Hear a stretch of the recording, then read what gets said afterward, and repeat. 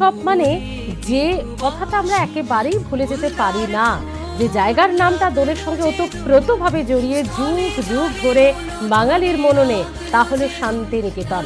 যদিও বিশ্বভারতী কর্তৃপক্ষ এবার তাদের যে চিরাচরিত দোল উৎসব তা না করলেও শান্তিনিকেতনের বাসিন্দারা, পড়ুয়ারা, তারা কিন্তু এই চত্বরের বাইরে গিয়ে নিজেদের মতো করে রঙিন হয়ে উঠেছে। সেই ছবিটাই তুলে ধরবো আপনাদের সামনে। আমাদের সঙ্গে রয়েছে শান্তিনিকেতন থেকে আমাদের প্রতিনিধি সুব্রত বন্দ্যোপাধ্যায়। সুব্রত, প্রথমেই দোল উৎসবের অনেক শুভেচ্ছা ও ভালোবাসা নিয়ে তুমি, এবং আজ সকাল থেকে যে জায়গাটার কথা কিন্তু দোল উৎসবে মানুষ ভুলতে পারে না, তা হলো শান্তিনিকেতন। ছবিটা বলো, কেমন দেখছো?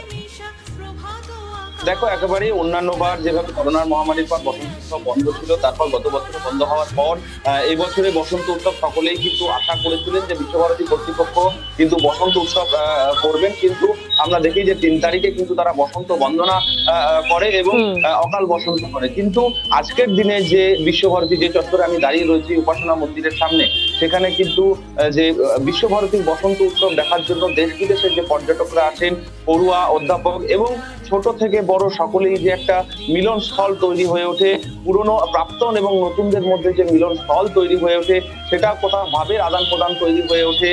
এক কথায় বলা চলে যে রঙের বিভিন্ন রঙের সমাহার তৈরি হয়ে ওঠে, নতুন বন্ধুত্বের মধ্যে যে সমাহার তৈরি হয়ে ওঠে।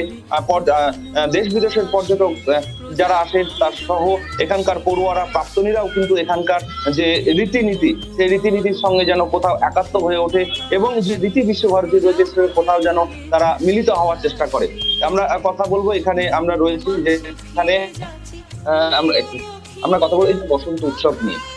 কি বলবে যে এবার তো বসন্ত উৎসব বিশ্বভারতীতে হচ্ছে না, অন্যান্যবার যেভাবে সেজে উঠলো, এবারে কেমন লাগছে?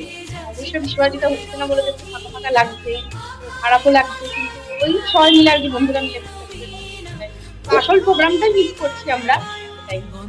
অন্যান্যবার যেভাবে সেজে ওঠে বিশ্বভারতী, সেইভাবে এবারে সেজে ওঠেনি, কিভাবে পালন করতে আগে? আগে তো মানে যখন আমরা এখানে স্কুলে পড়তাম তখন বিভিন্নভাবে অনুষ্ঠানের মধ্যে দিয়ে পালন করতাম।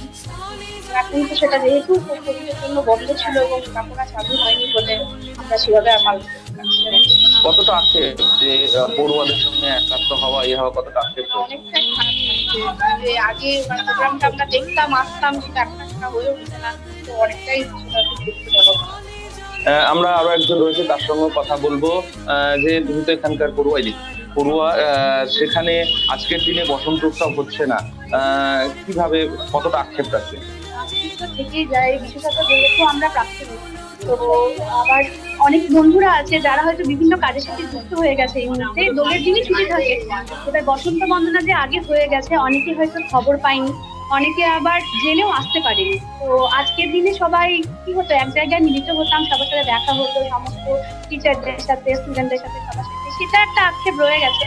তবে একটা দিকও ভালো যে হ্যাঁ, প্রত্যেক বছর বিভিন্ন রকম পর্যটক আসার ফলে যে আশ্রম চত্বরটা যেভাবে নোংরা হয়ে যায় আর কি, বিভিন্ন রকম আবিরের জায়গায় রং খেলা হয় ইত্যাদিগুলো হয়, সেক্ষেত্রে হয়তো সেই ঐতিহ্যটা কোথাও বজায় থেকেছে। কিন্তু হ্যাঁ, এটা যদি কর্তৃপক্ষ আজকের দিনেই সেরকম ভাবে ব্যবস্থা করতেন, আমার মনে হয় বেশি।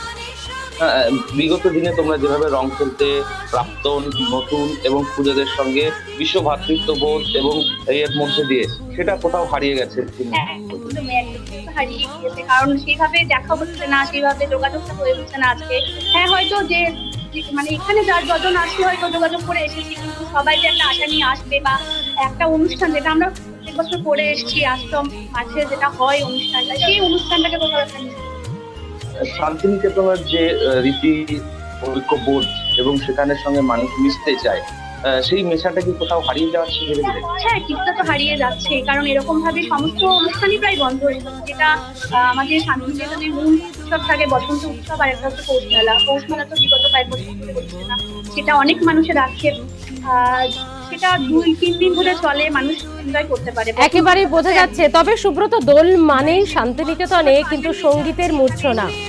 যদি যে দুজন তোমার সঙ্গে এই মুহূর্তে রয়েছেন তাদের মধ্যে কেউ যদি একটু সেই সঙ্গীতের মূর্ছনা, গানে গানে দোল এবং বসন্ত উৎসবকে আমাদের সকলের সঙ্গে তিনি মিলিয়ে দিতে পারেন। বসন্ত উৎসব যেভাবে শুরু হয়, 2 লাইন যদি তোমরা যে গানের মাধ্যমে যে খোলদার খোল যদি করো, 2 লাইন। ওরে গৃহবাসী খোলদার খোল, তলে লাগলো যে দোলদার দোলদার ওরে গৃহবাসী। শুনতে পেলে যে কিভাবে যে ওরে একেবারে। গৃহবাসী সঙ্গে সঙ্গে যেভাবে নিত্রের শোভাযাত্রার হুম সঙ্গে হুম। সঙ্গে যেভাবে শান্তি পালিত হয়, সেটা কোথাও হারিয়ে গেলে যে দুজন পড়ুয়া রয়েছেন, প্রাক্তন পড়ুয়া, তারাও কিন্তু এখানে মিস করছেন।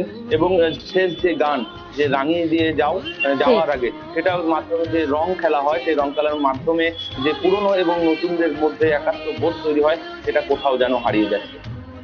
একেবারে ধন্যবাদ এত সুন্দর একটা ছবি তুলে ধরার জন্য তোমাকে, সুব্রত। যেখানে শান্তিনিকেতন বিশ্বভারতী কর্তৃপক্ষ তারা এবার দোল উৎসব, বসন্ত উৎসব পালন না করলেও বিশ্বভারতীর পড়ুয়ারা, তাদেরকে কি আটকে রাখা যায়? নিজ নিজ আঙ্গিকে তারা দোল উৎসবে মাতোয়ারা। পলাশে কাননে আবিরে গুলালে যেন রাঙা হয়ে উঠেছে চারিপাশ। সমস্ত কালিমাকে ধুয়ে মুছে ফেলে আজ শুধু রাঙিয়ে দিয়ে যাওয়ার পালা। মনকে, নিজেকে এবং অপরকে, প্রিয়জনকে রঙে রঙে রঙিন করে দেওয়ার পালা। আজ যে দোল উৎসব, দোল উৎসব শান্তিনিকেতন থেকে ইসকন সর্বত্রই যেন একই ছবি দেখা যাচ্ছে।